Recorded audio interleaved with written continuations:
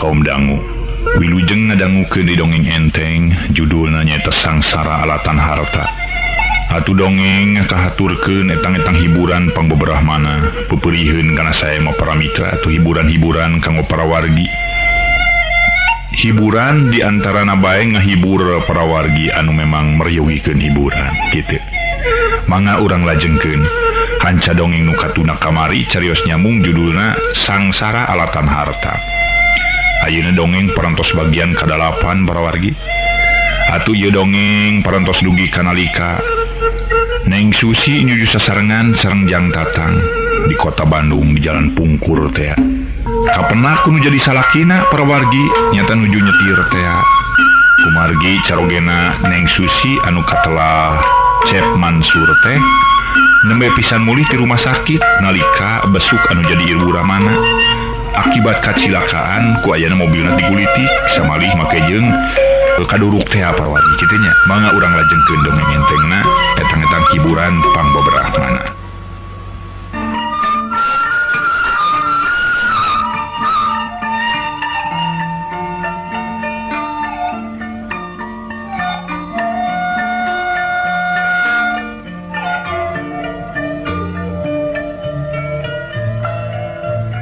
Kumaha reuasna harita Cep Mansur nalika ningali pamajikanana nuju rerentetan sareng pameget sanes. Tapi hal ieu teh teu karaoseun ku Neng Susi mah langkung otel we jeung Jang Tatang teh. Kacida pisan gegetna lir gula jeung peueut teh sanes bobodohan. Da eta mah dalitna teh rerentetan lengket masket istuning lir salaki jeung pamajikan. Teu nyahoeun yen aya nu nyerangkeun ti kaangangan bari numpak mobil teh para mitra nyaeta anu katelah Mansur terus ngahuleng sakedeung bari ngeureunkeun mobilna.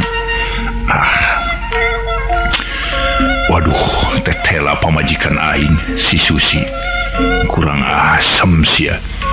Ku aing panggihan wae kitu ayeuna.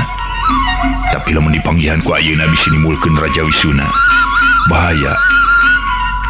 Pus pasti nimbulkeun kagujrudan meureun santeuna aing kudu urusan jeung nu berwajib. Sedengkeun aing loba pagawean jeung di jeung ibu di rumah sakit. Kumaha akananya? Wah, geus kapanggih ku aing mah. Teu nginjem ceuli, teu nginjem mata cek paribasana. Katingali ku mata sorangan, kadenge ku ceuli sorangan mun kadenge teh mah. Manehanna budak teu beunang dikanyaa. Salaki mah kurang kumaha bebeakan nya akan jadi pamajikan kari-kari jadi pamajikan ngagunakeun kesempatan. Kurang asam sarua aing 2 kali aing boga pamajikan dina nyeri wungkul kun jadi pamajikan. Rasakeun sia geus datang di imah teu loba catur para mitra gerung mobil dipajukeun deui bari jeung teu kanyahoan ku Neng Susi. Belesat lumpat langsung nuju ka Majalaya. Di jalan teu kada dicaturkeun para mitra sadaya pocapkeun Neng Susi sareng Jang Tatak harita ge manehna leumpang rerentetan bari celak numpak beca. Atuh puguh kacida pisan gegetna duaan teh barang tos anyog ka pelebah terminal. Beh jauh ti terminal geus turun tuluy papisah bari jeung mata mah silih kletan bari jeung ngaleungeun silih kupayan. Nanakeun paturai tineung samentawis da isuk page-toge kudu papanggih deui. Kitu jeung kitu bae eta 2 japati teh nyaeta ngalakukeun perbuatan-perbuatan anu nireca. Nya kitu deui para mitra sadaya perbuatan jinah antara duaan teh geus pasti meunang kutukan ti nu maha kawasa. Ngan kumaha kutukanana urang mah teu tiasa nerangkeun jeung teu tiasa nyawang ka hareup. Lantaran eta mah rusiah pangeran prawargi sadaya eta mah kumaha anu maha kawasa bae. Rek kitu rek ieu ge dikeresakeun ku anjeunna mah geus pasti bakal tinekanan. Mitra sadaya ayeuna di perjalanan atuh Neng Susi geus anyog ka Majalaya. Kasampak salakina keur ngabaheuhai diuk dina kursi bari jeung nyarane ningan-ningan nemukeun semu anu ambek haseum paketut pameunteuna kulantaran ngewa kanu jadi pamajikan. Barang datang pamajikanna bari haruha hareho, "Kang Cecep, geuning diangkat ke mana-mana Kang?" Teu nyahoeun ieu nyaeta mitohana meunang kacilakaan. Neng Susi tuluy harita teh barang geus kitu teh nanya tapi Cecep tetep teu ngawalon, tetep baketut hasem budi pikeun Susi rada ngahulang. Ai kunaon ieu Kang Cecep? Aya naonnya boa-boa ieu? Boa-boa cak-cak bodas berenya disada nyanyi boanya. Heug nyanyian teh kadenge ku Kang Cecep. Tapi aing da moal eleh geleng. Aing ge awewe boga reka perdaya. Ngagunakeun utak jeung pikiran. Mun dihina-hina teh ku salaki makari kumaha engke. Ajenting aing papisahan, tapi sok sanajan pipisahan aing kudu meunang untung. Kitu ceuk pipikiran Neng Susi. Manehanana bener-bener harita teh geus kalimpudan kur harta banda. Da ceuk paripaosna sok sanajan kudu pisah jeung nu jadi salakina ge teu nanaon ieu. Susi. Kunaon Kang Cecep? Ya naon ieu teh? Untung nanya aya naon. Pasti mana sia? Aduh, di kabina-bina teuing Kang Cecep naros teh. Meni kawas ka jalmi galanangan we. Leuwih-leuwih ti galanangan sia mah. Leuwih-leuwih ti galanangan sia lah. Galanangan mah dia aya hargana deui. Tapi sia hiji awewe nu kalakuan irca. Nyebut we rek janji satia akan jadi salaki. Buktina geuninganan caritaan ngan saukur dina leta. Ulah lolol bongkena bibir teu dibongku leta teu tulangan nyarita mah bisa diruku reka. Tapi bukti kalau yang kenyataan kumaha Kang Cecep? Naon ieu teh puguh teh? Neneng nembe pisan dongkap ayo jol ribut. Neneng dongkap 70 sia. Hai kahayang harkat darajat disebut neneng. Tapi kalakuan leuwih-leuwih ti sato sia mah. Aduh, Kang Cecep, nanaonan ieu teh? Nyarios nu leres Kang Cecep ieu teh. Teu puguh datang-datang batur di ngajak pasea. Lain aing ngajak pasea, sia deulun ngajak pasea ka aing. Teu nyaho sia batur mah keur kayan ripuh. Sagala ripuh itu ieu aturug katutuh ceuk paribasana. Teh semplek nincak semplak. Kari-kari sia ngalakukeun kalakuan-kalakuan teu uni. Ngajujulkeun hawa nafsu we gawe teh nya. Meakeun harta bana. Nyebut we kan jadi salaki marek kursus rek sakola motong teh rek sakola mode rek sakola kecantikan buktina eueuh pisan tina kenyataan. Kang Cecep ya naon ke heula atuh teu ulu buntutna ieu jong ngamuk we datang-datang teh kudu puguh heula ulu buntutna. Ngaku sia karasa aku diri sorangan teu kudu ditanyakeun ku batur. Kalakuan goreng mah dikerasa rasa diri sorangan. Ngaku teu datang ke Bandung reretetan jeung lelaki batur. Aduh Gusti Mah Agung naon eta teh nyarios teh Kang Cecep kawasan jalmi anu berbudi we. Anu berbudi nu teu berbudi ge sarua we deuleu. Lamun dikitukeun kudu jadi pamajikan mah kumaha? Ieu mah ngomong we kanu jadi salaki minta modal dibere bro-broan ceuk paribasana. Nepi ka nyangcet tina duit perusahaan, nepi ka buruh kolu teu digaji keur kapentingan jadi pamajikan. Buktina pamajikan ngaguir jeung lalaki sejen. Kang Cecep abdi mah dikitukeun mah ngarasa teu geunah aya nu mitnah meureun nya mana kitu oge. Yeuh geus teu suka kana jadi pamajikan mah tong ngomong kitu. Yeuh si Susi yeuh sok sanajan diserahkeun ku Kang Cecep moal palin ke bawah ku Cileuncang moal ceuk paribasana. Tapi lamun dikitu-kitu teuing kudu jadi salaki awe ge boga harkat darajat. Ulah kitu Kang Cecep lamun geus ngewa mah lamun geus teu resep mah ka nu jadi pamajikan ulah nyieun pucuk ti jirang.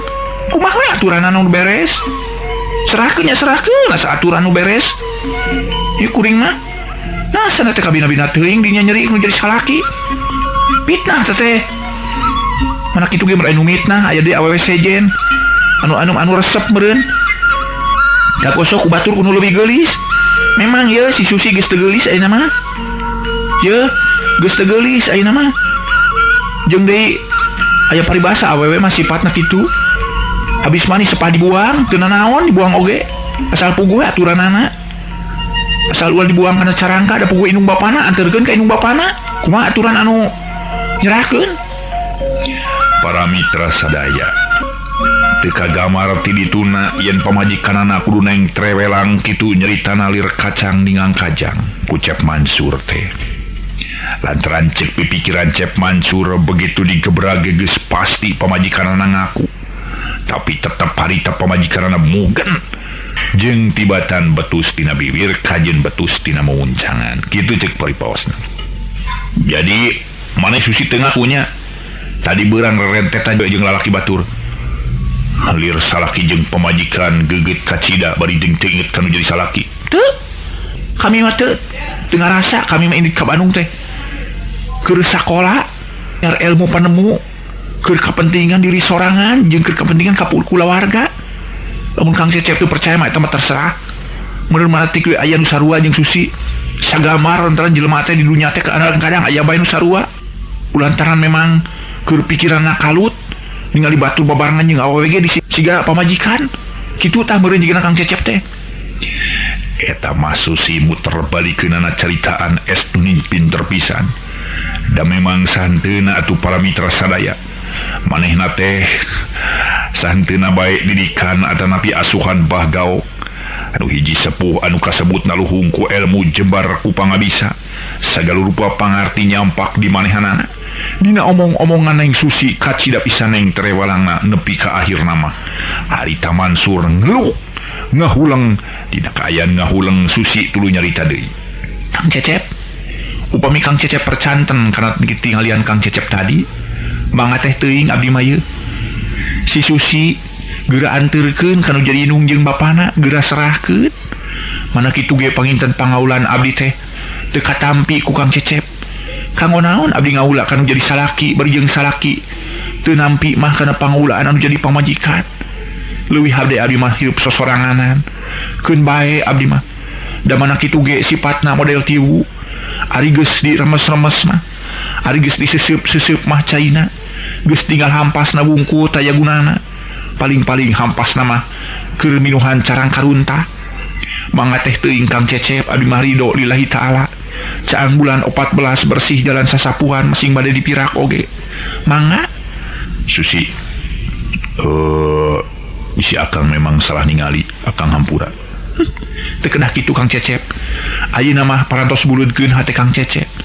Lamun leres-leres mah Kang Cecep bade mirak ka diri abdi mangga teh teuing. Cik paribasan abdi mah ridho pisan bade dipirak. Namun asa anu saleresna we aturan-aturan mirak kedah kumaha. Da abdi teh palin ka dieu sanes palin ka bawah ku Cileuncang sanes. Atuh ka ayeuna ka dieu teh disuhunkeun ku Kang Cecep. Minangka kahoyong Kang Cecep nikah ka abdi. Atuh dina waktuna kudu dipulangkeun deui kanu jadi indung jeung bapana. Dina kaayaan anu hade. Umita dina urang wawuh kaayaan hade atuh kedah wawuh deui. Ulah urang pipirakan urang ditungtungan ku sifat-sifat anu awon anu tungtungna sabada urang jadi popotongan teh nimulkeun permusuhan. Kayang abdi mah lamun geus jadi popotongan ulah memusuhan tetep wae sifat kakeluargaan mah aya keneh. Tah ulah depi sakitu Kang Cecep mangga teh teuing abdi bade dipirak ge mangga. Henteu teu geuneuk teu maleuk mah mangga anteurkeun ayeuna keneh. Hampura Susi mun akang tadi nyarita rada kelepasan memang bener akang teh memang keur aya kabingung nu kacida pisan bingungna. Tuh geuning laras Kang Cecep nuju dina kaayaan bingung gerapok carioskeun ka abdi. Kabingung naon anu nuju diraoskeun ku Kang Cecep teh meureun kabingung emutan kabingung da boh dina bidang naon bae. Tuluy ningali batur anu kaleresan pisan boh dina acukna sami atanapi dina keuretan beungeut mungkin oge di asa nu sami. Lantaran makhluk di dunya teh seueur komo urang minangka adat-adat turunan urang Sunda kadang-kadang mun keuretan beungeut teh sok sarua. Tah kitu jeung deui kasaruaan teh bisa di popolah ayeuna mah ku ayeuna make up ku ayeuna kecantikan jalmi bisa disaruakeun sok sanajan lain dulur oge kitu Kang Cecep. Memang bener alasan-alasan Susi manehna mayunkeun hiji alasan anu kacida pisan ka hartina padahal maksudna mah keur nyimutan kasalahan dirina. Dina ngoning cumarita teh neng Susi malir hiji pokrol atanapi pembela pengacara anu kacida pisan pinterna. Antukna leeh pikeun Cep Mansur. Manehna ngarasa memang hanjaka geus nyarita kasar kan jadi pamajikan anak. Da memangnya dipikir-pikir buah-buah manehna kasalahan. Lantaran pamajikan mah bener balik mau buku, malah dina buku aya tulisan urut sakola. Pon kitu deui alat-alat kacantikanana komplit. Malah aya ciri-cirina dina damisna urut dihias sagarupi paramitra sadaya. Urut nyata alat kecantikan. Jadi percaya wayaina Cecep Mansur teh ngahulang bari jeung tungkul. Kumaha ayeuna Kang Cecep? Hampura adu sekali deui. Akang minta dihampura. Minta dihampura nage ti luhur sausap rambut dihandap saibas dampal Susi. Akang geus ngalakukeun perbuatan-perbuatan nu kasar memang anu teu kudu dicaritakeun antara salaki jeung pamajikan. Lamun teh mah akang kasasarnya lampah minta dihampura Sus. Neng ayeuna kieu bae. Akang teh keur dina aya kapeurih anu kacida pisan jeung kabingung anu kacida pisan gedena. Kabingung teh di antarana bae. Naon kitu kabingung teh Kang Cecep? Sok carioskeun ka abdi. Di antarana bae meureun Susi maca nyaho. Apa jeung ibu ayeuna aya di rumah sakit? Aduh, Gusti, kunaon apa jeung ibu teh Kang Cecep? Ieu, kunaon? Bari jeung nyampeurkeun ka Cecep paramitra sadaya keur diuk teh, ngaguyah-guyah awakna Cecep. Kang Cecep, carioskeun ka abdi kunaon apa jeung ibu teh di rumah sakitna? Sang di rumah sakit mana deui? Di rumah sakit ieu Majalaya atawa di Ciparai? Neng, apa jeung ibu aya di rumah sakit Ranca Badak Bandung? Kumargi aya kacilakaan ageung. Kacilakaan naon Kang Cecep carioskeun ka abdi? Napan apa jeung ibu teh dina kajaan jagjag sabihara-bihari? Nah aya naon atuh? Sumune eta oge kawitna mah kieu. Derak-derak dicaritakeun kudu jadi salakina. Ku Cep Mansur anu geus leeh hatena. Kulantaran nya bisi kasamaran. Make jeung neken-neken kanu jadi pamajikanana bisinya pamajikanana teu boga salah manehna oge meureun ngarasa dosa. Barang geus didongengkeun segala rupa kajadian. Ti mimiti manehanana aya kajadian di perusahaan. Ku ayana buruh-buruh minta bayaran nepi ka ngamreg ka perusahaan. Malah kudu jadi indung jeung bapana ditulungan. Dibere modal jeung dibere duit anu cukup loba pikeun kapentingan mayar buruhna. Terus harita bapana ini deui rek balik ka Ciparai ngan kacilakaan di perjalanan cenah kasengol ku mobil tangki. Nu antikna ti juralit terus kahuruan mobilna dan antukna mah tuluy nepi ka Ranca Badak. Malah aya beja bapana mah bakal dipotong sukuna. Cerit harita Neng Susi ngacerit. Ngajerit nganung tipu, ngajerit anu palsu para wargi sadaya. Ngajeritan palsu tetep karasana ku Cecep Mansur mah hiji ceritan anu nganung dorongan luar biasa yen bener geuning pamajikanna teh nyaah ka dirina.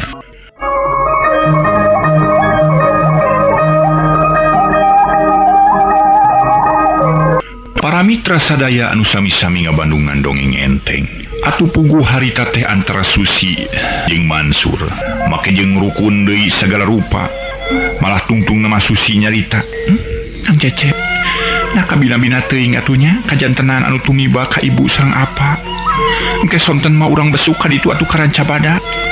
Nyatang tu akang ke sore kudu besuk ka ditu. Lantaran tadi akang mengaja ninggalkeun lah apa jeung ibu lantaran di dieu ge loba urusin. Akang rek ka kantor deui.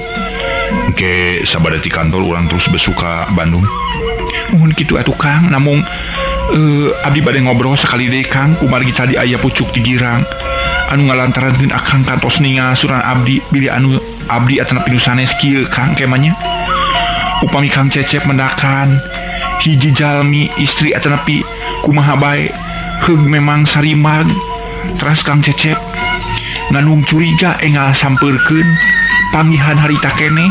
Tah lamun dipanggihan harita keneh mah geus pasti kacereng daleg.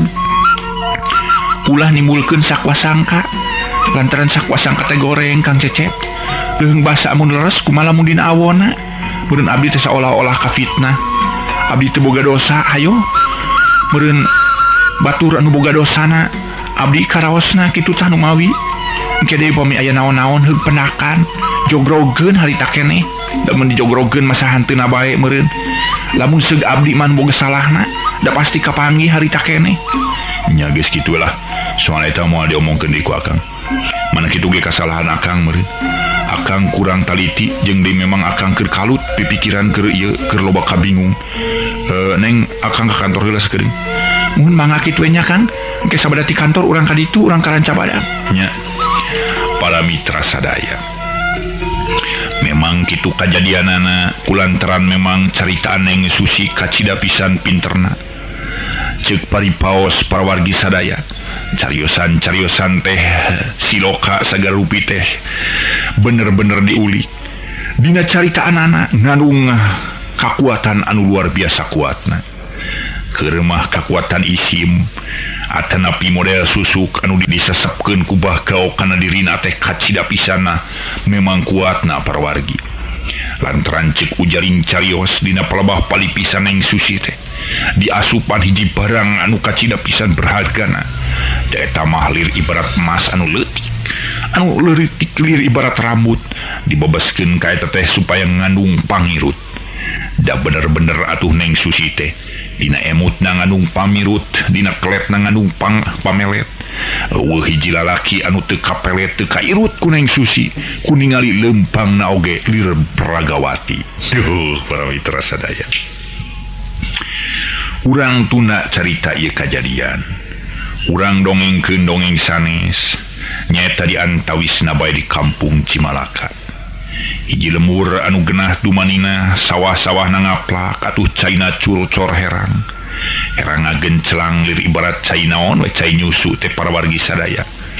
Ieu teh teu aya sanes. Nyaeta di antawisna bae kakuasaan ti Allah Subhanahu wa taala nu maha welas tur maha asih. Padahal mah para mitra sadaya Cimalaka teh hiji tempat pagunungan anu memang kaasup kawengku ku daerah Sumedang. Sumedang hiji tatar anu kacida pisan ngandung hiji perjuangan, ngandung hiji pahlawan nalika nuju ngadamel jalan tea carios Pangeran Kornel. Harita di Cimalaka teh si horeng nuju aya kagumbiraan anu kacida pisan ageung. Pang nama Basuma katut Masuma kacida pisan dagdag-degdegna. Lantaran nyetitin parantos ngalahirkeun putrana Kasep pisan. Putra Kasep hiji putra anak lalaki kacida pisan Kasepna. Da eta mah nurub ka indung jeung ka bapa. Mawa tinu alusna wungkul parwargi sadaya. Indung jeung bapa teh atuh puguh pikeun eta budak teh kacida pisan Kasepna. Can dibere ngaran ieu budak teh gubrag lahir ke alam dunia bari jeung teu disaksian kudu jadi bapa. Memang ketir pikeun nyititin mah. Budak lahir ke alam dunia bari jeung teu disaksian kudu jadi bapa, boa-boa moal nyaho saha bapana nepi ka engke. Nepi ka iraha bae oge. Lantaran manehanana geus pipisahan jeung nu jadi salakina. Bari jeung ngaharuk manehna teh tuluy marabai cai matana. Kasep didoakeun ku emak. Kasep sing mulus rahayu berkah salamet. Karunya teuing temenan hidup mah teu nyaho dinyu jadi bapa. Ngagubrag ka alam dunya bari jeung teu dibagiakeun kudu jadi bapa. Kasep sok sanajan kitu emak ngadudoa manteng ngadoakeun maha kawasa nu maha welas tur maha asih. Mudah-mudahan hidup mah sing mulus rahayu berkah salamet. Oa teh orok beureum para mitra ceurik bari jeung harita teh kulantaran meunang mungkus geus dibungkus para wargi ku kaen jeung lamak-lamak saaya-aya di kampung. Diurus ku maparaji geus beres geus aya gedengeun anu geulis anu katelah nyetitin sutina. Para wargi anu mulia, dagdag-degdegna harita teh Basuma katut Masuma kacida pisan. Malah kacida gumbirana lir ka incuna we para wargi sadaya malah Masuma harita nyampeurkeun. Aduh geuning Kasep yeuh boga incu teh. Lain incu meureun buyut. Nyarita teh sok salah mama. Cek Basuma, heukeun bae lah aku incu keun bae. Mung lah kami mah boga buyut teh asa geus kolot. Keun bae mending incu aduh. Mending Kasep deui. Siap ka dieu. Nini hayang mangku. Harita keneh regenyeng di pangku bari jeung para mitra sadaya. Ditimang sagarupa. eta mah nang niling-ning keung teh menipisan matak genah kadengena maklum kolot-kolot baheula kitu para mitra sok diulik dina ulah soal nimang teh si horeng nimang lain sanimang-nimangna dasar kolot baheula loba pisan perancahna bari jeung tuluy kunyam-kunyem teh mapatkeun meureun sagarupa parancahna sangkan budak mulus rahayu berkah salamet aya paribasana pait daging pahang tulang dina nggoning ngabah sagarupa kahirupan teh sing aya dina kakuatan para mitra sadaya nu sami-sami ngabandungan dongeng enteng atuh puguh harita teh masuma aya paripaos dina nimang-nimang anu jadi incuna anakna nyititin teh lirna ngeuy mendaug bebereumna kacida pisan bagjana nepi kacuul di pagawean ceuk paribasana bakat ku sono-sonona dina ngurus anu jadi orok rai poe teu karasa waktu geus ngincak kana kurang leuwih 6 poe ti sabada ngalahirkeun budak nepi ka harita can dibere ngaran harita keur ngarariung we Basuma atuh Masuma katut nyititin bari jeung keur nyusuan orokna budak teh tara ieu loba ngear para wargi ngear teh ari waktu keur hayang di susuan meureun lamun palebah lapar kakara ceurik geus ngarti deui lamun ceurik teh sot disusuan atuh repeh deui tibra sarena estuning matak pikaresepeun anu ngasuh eta budak teh teu ieu musingkeun oh jujur budak teh nyai geuning can dibere ngaran dadenya laras abah teu acan dipaparin nami abdi teh sok aya sedih abah ku ngalahirkeun ieu budak teh naon make sedih segala rupa nyai nya nyai make sedih batur mah kudu gembira yeuh budak lahiran gubrag ka alam dunya mana kitu ge dikeresakeun ku Maha Kawasa budak kudu ngamah hiji kahirupan dunya urang mah kudu senang namahan urang teh nyaeta babarayaan boga anak anu memang kait ku darah daging urat laras ku kitu teh mah namun abdi teh ngaraos sedih teh ku ngagubragna ieu budak lalaki pisan bari jeung teu nyaho di bapa sedengkeun anak-anak batur mah dina gubrag ka alam dunya teh dipapagkeun ku nu jadi bapana kari-kari ieu budak teh nyaho di bapa meureun pisah kumaha teuing engkena panginten abah mah kun bae geulis kun bae sok sanajan kitu ge memang karasa sedih ku Basuma katut Masuma malah Masuma mamikeun carinak-dak sagarupa curucud ngalemereh mapai pipi cai matana teh Basuma tuluy nyarita itung-itung ngabeberah meureun kun bae ga nyai urang ulah loba sedih lantaran kitu ge meureun eta teh kersana nu Maha Kawasa urang mah serenkeun we sagala rupa teh ka nu Maha Kawasa kudu lillahi ta'ala ridho nampi sagala rupa kajantenan ayeuna urang boga anak dina kaayaan kieu keun bae mana kitu ge kersana nu Maha Kawasa urang mah namprak wae bade dikumaha dikamoha ge apaan pan usik malik urang di dunya teh dikersakeun ku nu Maha Kawasa lamun teu diusikeun teu dibalikeun mah urang ge moal obah nang karak baeud meureun da ayeuna ieu budak geus gumelar ka alam dunya bari ceuk nyai tadi disebutkeun sedih kulantaran teu nyaho di bapa keun bae da besok barang supagi isuk jaganing pageto ge kudu bae kabuka rusiahna lantaran tetep ai darah daging mah moal leungit tetep ai hubungan batin antara anak jeung bapa mah moal leungit lamun masih keneh kumelenang di alam dunya mah pasti papanggih nyai pasti kana papanggih meureun Maha Kawasa ge mere jalan pijalaneun teh mah geus ngemplongan urang mah can nyaho lantaran eta mah rusiah pangeran lain rusiah urang nyai soal kitu mah jodoh pati bagja cilaka rusiah pangeran aya gening sisinira nu nyebutkeun hirup katungkul kupati pae teu nyaho di mangsa hari hirup di dunya teh urang kudu hati-hati kula-kulampah nu sampurna aila kulampah nu sampurna moal bisa jalema mah nyeun lakulampah nu sampurna ada lain malaikat tapi dina nggoning kitu ulah nincak dina salah atuh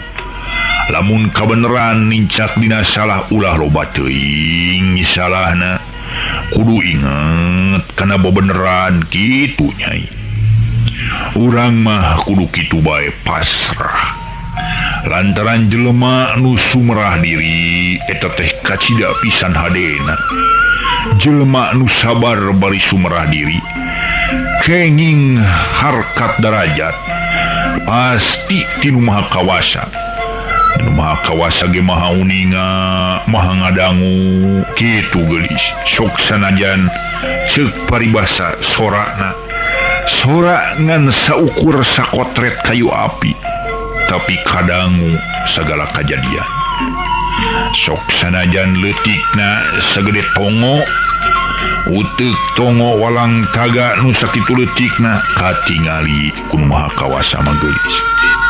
Jadi urang ulah ponok pangharepan bukakeun segala pikiran gamlangkeun segala perasaan da ieu kuncina hirup mah urang kudu sumerah diri lantaran jelema nu sumerah diri mah geus tara mikirkeun naon-naon geulis tapi lain berarti tara mikirkeun naon-naon keur kahirupan ai kahirupan dunya mah kudu dipikiran kurang teh lantaran geuning anu paling tergek sok ngomong yen urang dina ngoning hirup di alam dunya teh kudu dunya anjeun seolah-olah anjeun moal paeh-paeh atawa hirup lila hirup 1000 tahun tapi anjeun kudu ibadah seolah-olah anjeun bakal paeh isu da ieu teh ngarupakeun siloka geulis ceuk pikiran abah mah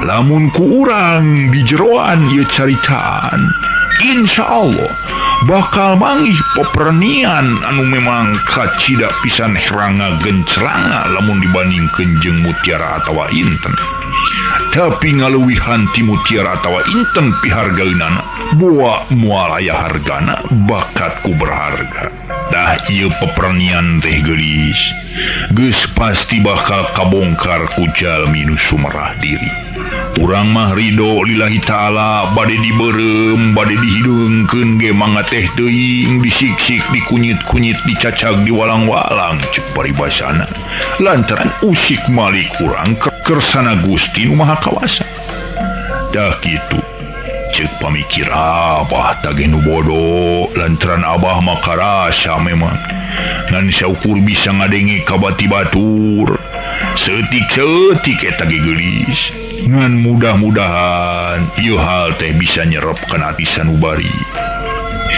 leres pisan abah cariosan abah katampi pisan ku abdi memang sabada abah nyarios abdi teh lir ibarat jalmi anu nuju di nyaeta dipopok ku titiisan nyaeta seolah-olah nuju panas badan abdi teh menireh asa kena ku hal sapertos diceuceuh ku cai anu tiis langkung-langkung ti cai es abah nuhun cariosan abah katampi upami kitu mah abdi ridho lillahi ta'ala mangga teh teuing lantaran usik malikna jalmi teh dikersakeun ku Maha Kawasa mana kitu ge pun anak gumelarah ka alam dunya teh panginten dikersakeun ku Maha Kawasa nya bener geulis bener syukur lamun urang geus sumerah diri kacida pisan hadena keun pikahareupeun mah da sahanteuna ge bakal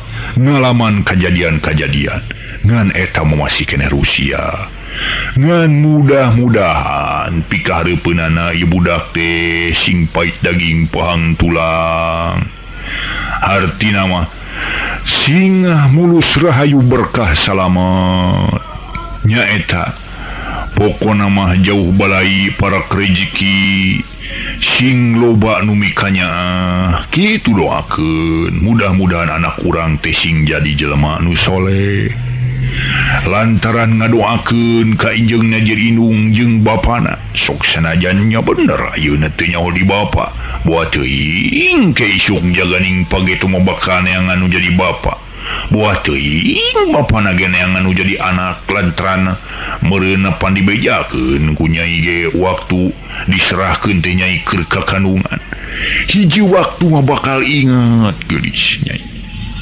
eta salaki hidup minangka bapana ieu budak bakal inget hiji waktu mah lantaran jelema teh teu ngewa salilana lantaran jelema teh teu abab salilana engke lamun geus kadatangan sifatnya kadatangan sifat asih mah geus tangtu geulis nyai manehna teh bakal inget ka hidup inget kanu jadi anakna anu jadi getihna nu ngocor tinu jadi bapak moanya getih nu ngocor tinu jadi bapak direbes ka anakna make jeung eueuh kaingetan eta mah serenkeun bae geulis kanu maha kawasa.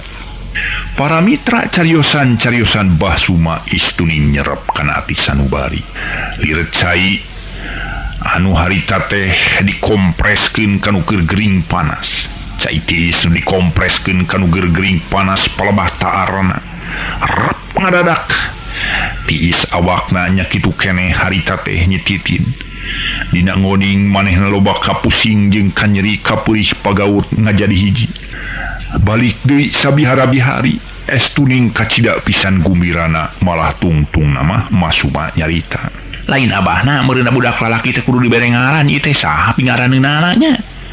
Oh nya pasti suangaran mah nya urang ngamusyawarahkeun ya atuh babarengan sa kira-kira nyai pingaraneunana. Pinamieunana duka atuh nya abah teu can kaimpleng ku abdi teh saha pingaraneunana. Oh eta sugan abahna nyaho sugan kana pingaraneun budak lalaki. Oh ngaranan budak teh ulah padu ngaran wae. Yeuh kudu aya hartina ka ngaranna budak teh. Oh hartina kumaha ari manehna?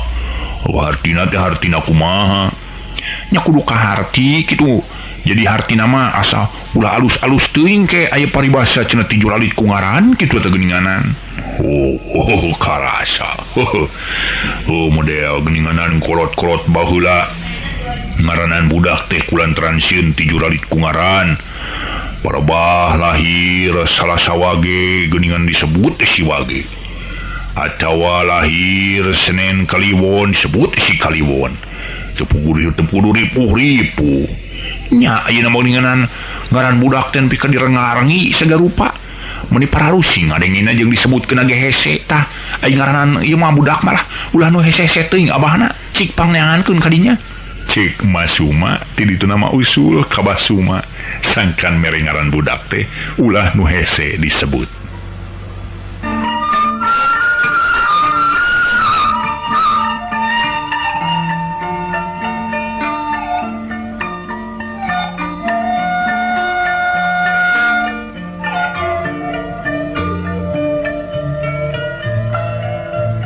Memang para mitra sadaya rada pusing oge pikeun tilu jelema mikirkeun saha pingaraneun eta budak lalaki anu memang katingalina kasep bahan pikasepeun atuh irung mancung para mitra sadaya socana cureuleuk sok sanaos sanes istri namung cureuleuk katingali dibolototeun kana teh budak teh para wargi sadaya harita teh Masuma tuluy nyarita deui kumaha abahna geus manggih pingaraneun teh.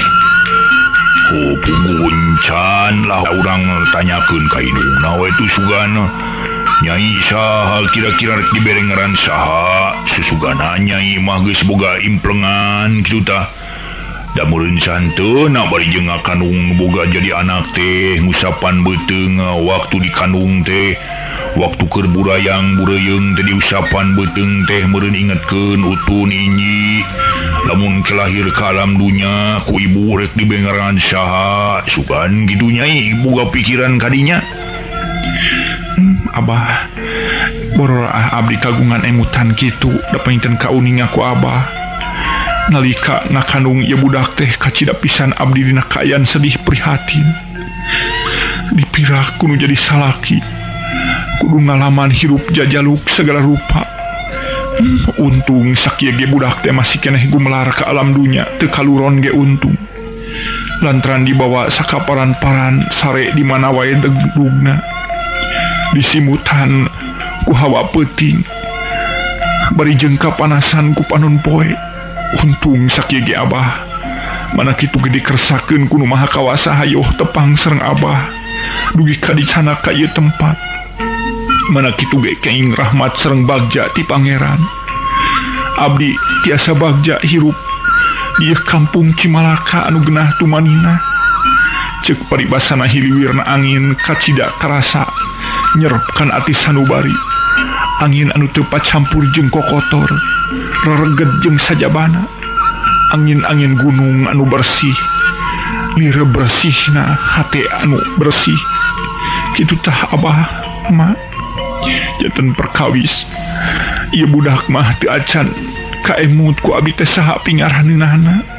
Waduh rada hese kieu mah ieu mere ngaran teh. Dapikeun urang pikir-pikir heula sakedeungnya. Tadi ku Nyai disebutkeun memang bener ku Abah ge bisa kasawang. Sedih prihatina Nyai dina ngoning sababaraha bulan hirup di Bandung bari eueuh nu dituturkeun. Sedengkeun beuteung mah tetep we ngurubu komo keur kakandungan teh atuh.